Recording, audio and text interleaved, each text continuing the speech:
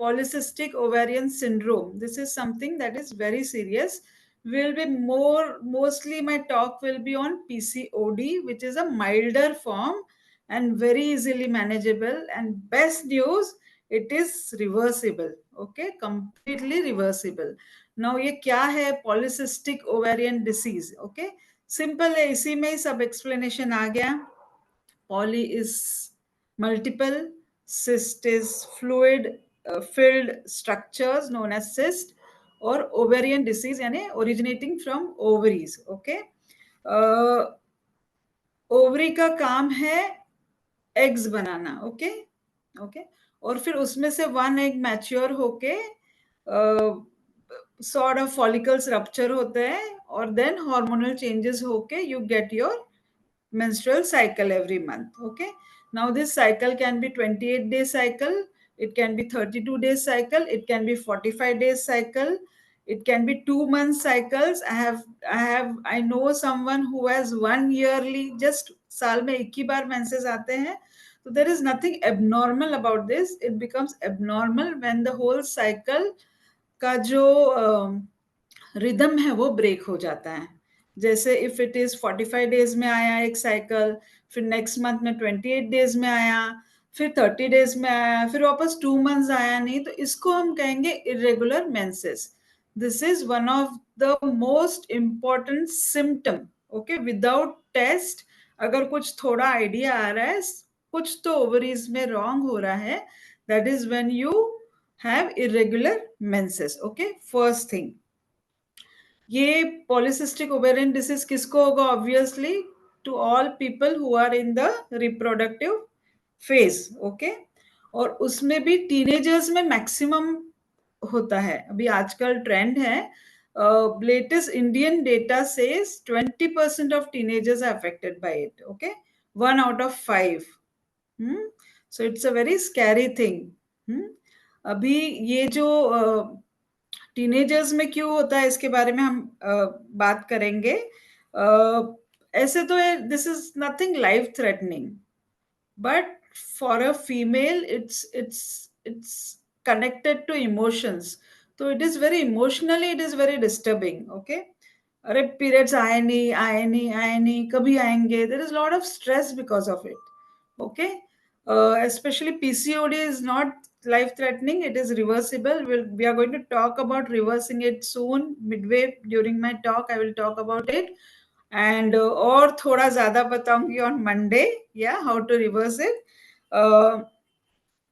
सो ovaries क्या करता है? फीमेल हार्मोन्स बनाता है. अभी ऐसे फीमेल हार्मोन्स ऐसे नहीं बोलना चाहिए, मेल हार्मोन्स, फीमेल हार्मोन्स, क्योंकि वो बात बराबर नहीं है.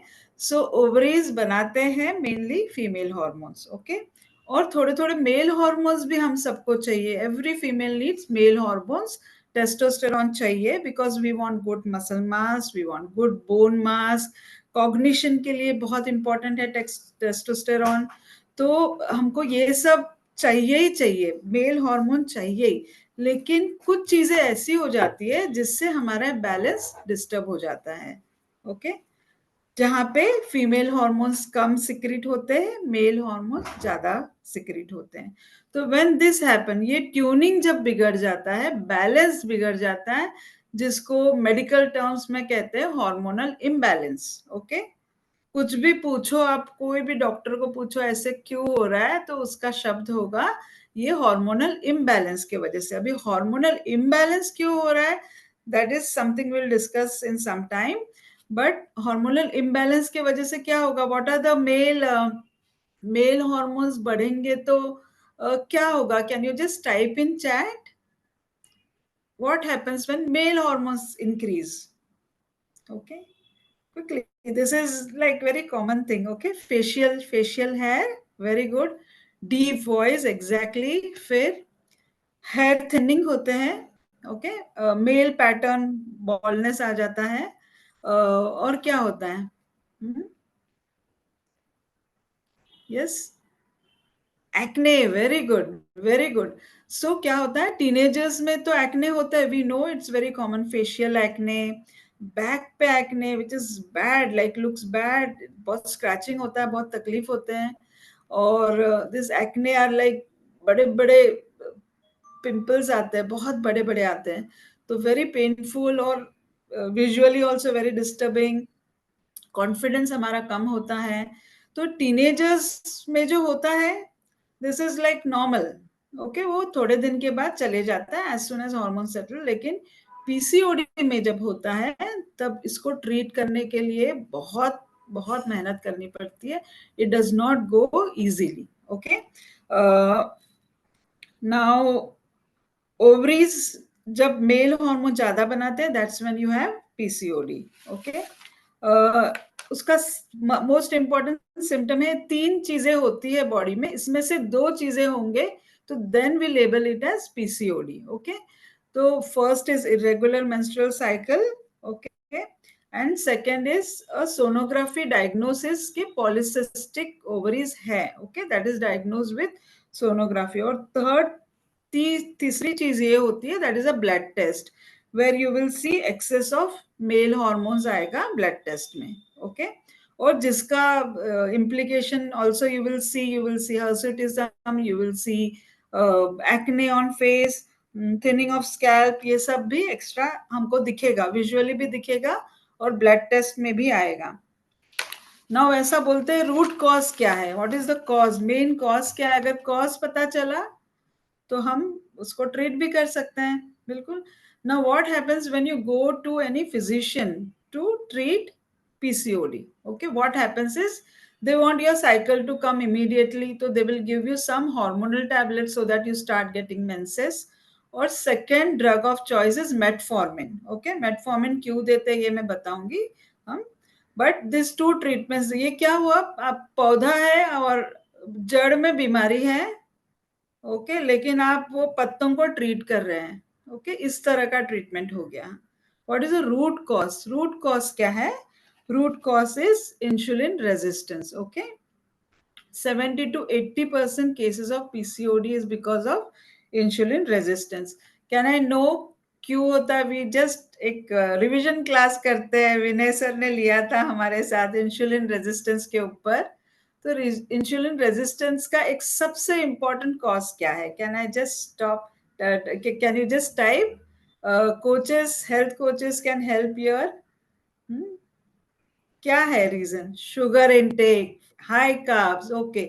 सो अगर आपने हमारा बूट कैंप अटेंड किया है तो आप एक झटके में आंसर ये दे सकते, overweight, yes, yes answer, less exercise, junk food, visceral obesity, fantastic fantastic. तो अगर नहीं किया है हमारा बूट कैंप अटेंड, तो attend our boot camp so that you know what are the causes of insulin resistance.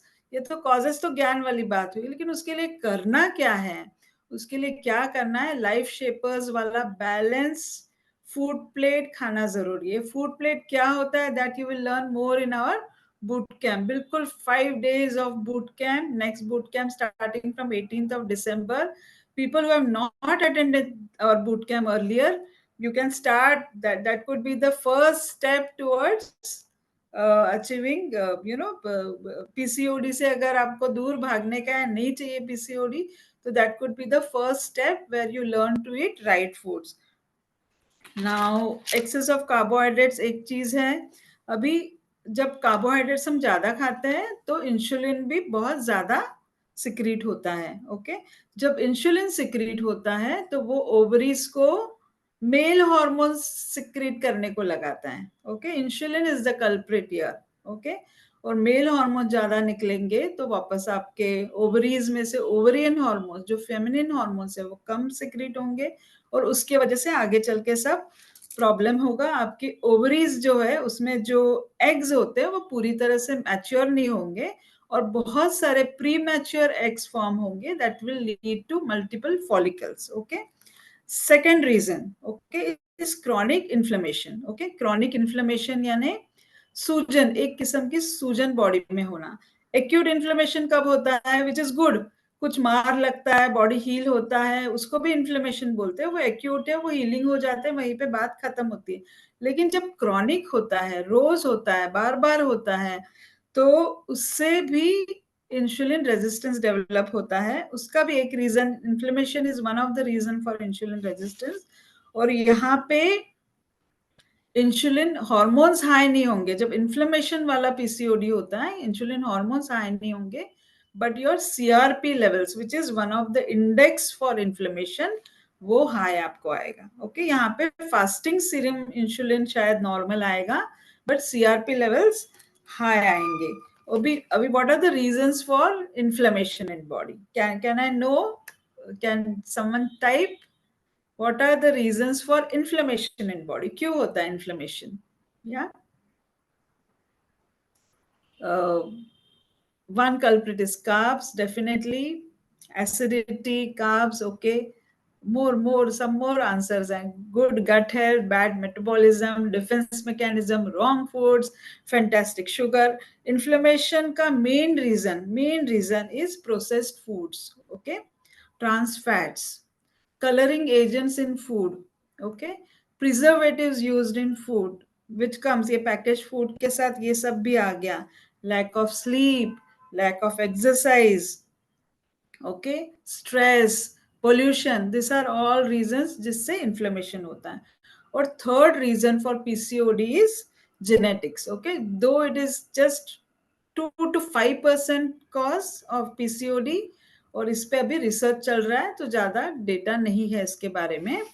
Fourth reason is stopping OC pills, oral contraceptive pills लेते हैं और फिर वो सडनली स्टॉप करते हैं, तो that is going to create some hormonal imbalance, but this is temporary. As soon as you stop OC pills, few months के बाद में ovulation resumes to normal.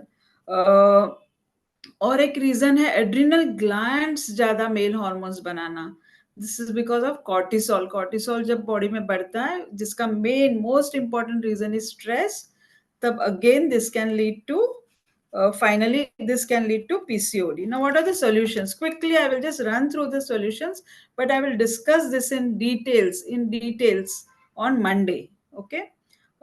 10 to 12 minutes only on solutions I will be talking about, solutions of PCOD, okay. सबसे पहला है reduce carbohydrates, have good fats, more details on Monday, build muscle, or stop snacking and follow a healthy eating window. These are 5 things which are related to insulin resistance. There will be some more points on how to bring down inflammation, how to correct your stress. ये सब हम बात करेंगे Monday वाले session में, okay. और बहुत मजा आएगा to discuss all the solutions, simple solutions, and you can totally reverse and get rid of PCOD. So see you all again on Monday. Looking forward to seeing you all.